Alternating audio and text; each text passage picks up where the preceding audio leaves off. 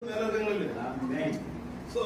விசுவாசம் நமக்கு இருக்கும்போது நம்ம அதை பத்தி பயப்பட வேண்டிய தேவை இல்லை. அவன் இப்ப நான் என்ன சொல்றேன்னா, இந்த 10,000 10,000 பேருக்கு வர்றது கிட்ட லட்சக்கணக்கான மில்லியன் ட்ரில்லியன் கோடி கணக்கான தூதர்கள், அது கணக்கே கிடையாது. அவ்வளவு தூதர்கள் ஒரு இடத்துல வந்து ஆராதிக்கணும்னா ஒரு சின்ன சர்ச்சை கட்ட முடியுமா சொல்லுங்க? அதுக்கான ஆண்டர் கவனிக்கிறது. அந்த சர்ச்சையை ஒரு பெரிய ஆலயமாக கட்டி தனி பரலோகமாக இயக்கி கொண்டு வருகிறார்கள்.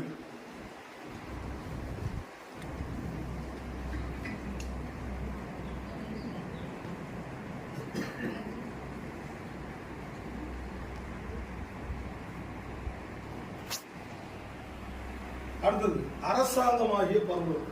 அரசியல் கட்சி பொலிட்டிக்கல் பார்ட்டி நடக்கிறது வந்து தனி பரலோகத்தில் இயக்கப்படுவதாக வேதம் சொல்லுகிறது. எபிரேயர்கள் 12ஆம் அதிகாரம் 22வது வசனம். எபிரேயர் 12:22.